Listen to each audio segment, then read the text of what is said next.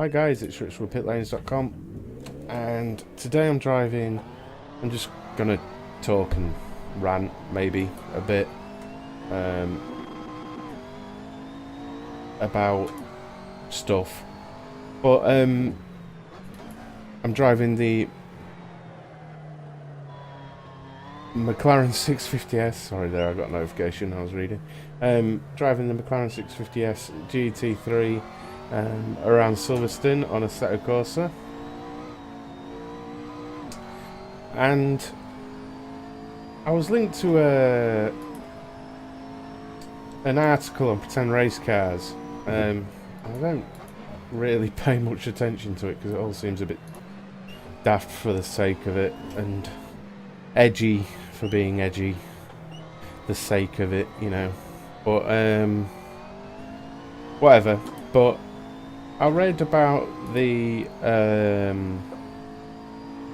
release of the McLaren on iFactor 2 and what they had to say about it, and about it being exactly the same model possibly, and things like that, and whatnot.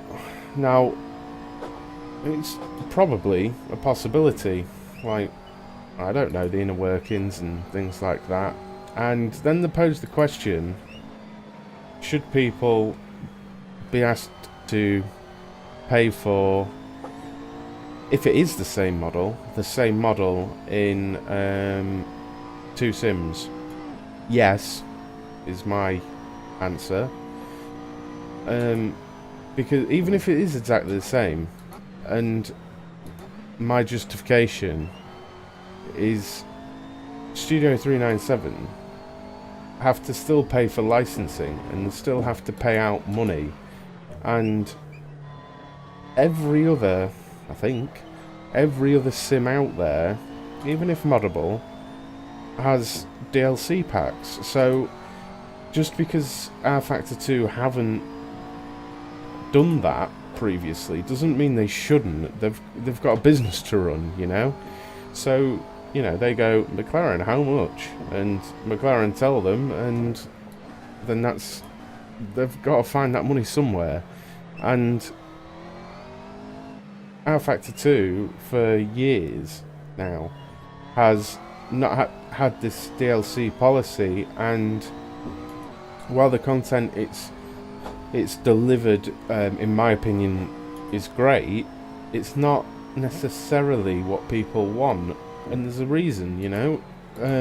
The things people demand or want costs money, you know, and there wasn't that constant stream, or they didn't have DLCs and things like that, so they didn't provide those things.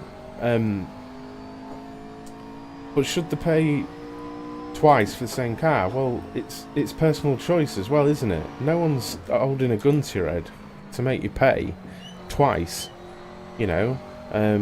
I've got them in both, but that's because I really enjoy Assetto Corsa and I really enjoy rFactor 2, and I happen to love McLarens, but you know, no one made me press the buy button, so there's still personal choice. And then there was kind of a moral argument, you know, about, well, should we basically rip on people who rip models sim to sim and things like that? Well, yes, I think we should, because it's not right to pass things off as your own. And I did note that in that article he highlighted that they said that this McLaren, well, not this one that I'm driving, but the one in rFactor 2 was fully developed in-house. Now, no one has said it's the same model apart from in this article, and if it is, it is. But if it isn't, then what are they expecting? It's a McLaren 650s GT3 in two simulations that claim to be like massively accurate. So what are we expecting? A completely different car model? Like, what? Yeah, the textures are different, as noted, but what? The car is the car, you know? Like, what was it going to do? Like, have an extra wheel on the nose of it? Or, I'm not entirely sure I follow the argument whoever it is writes there had. But I just think that, yeah, because as well, you've got modding groups, you know, like the ones who make the GT mod, United Racing Design, I believe. They charge across multiple sims. You don't just buy it and you have it for everything. You know, there's work that goes in there. So yeah, you should charge. What's the difference there, you know? Because they're a private modding group, they can make money, but a developer can't? Is that what we're saying? I don't know. But I don't know, it just, the whole article just made no sense to me. It didn't anger me, but I was just like, oh, like, I was reading the comments and I was just a bit like, really? Really? These guys have to pay for it? And, you know, like, as well, when these cars are ripped sim to sim, and I'm talking private individuals doing it, I don't agree with it, because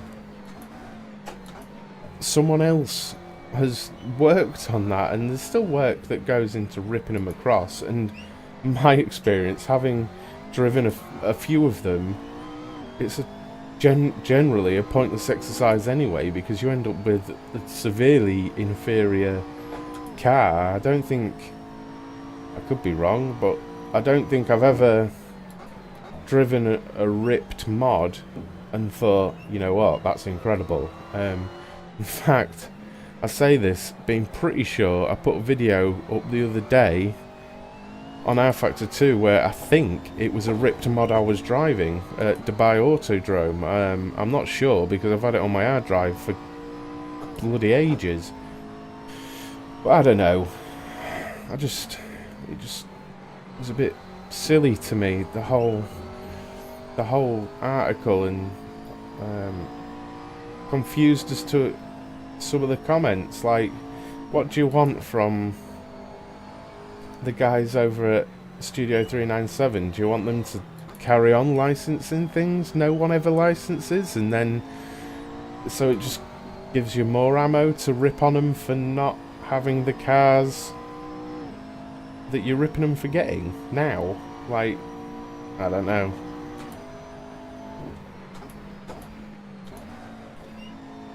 But I just figured I'd drive it in Assetto Corsa, because I've been driving it in R Factor 2 so much, and man, Assetto Corsa is so different to R Factor 2. It's a while since I've driven in Assetto Corsa, and it don't feel worse, but it feels so different. Like, you get your feedback, but it's just in a different way. I think in Assetto Corsa,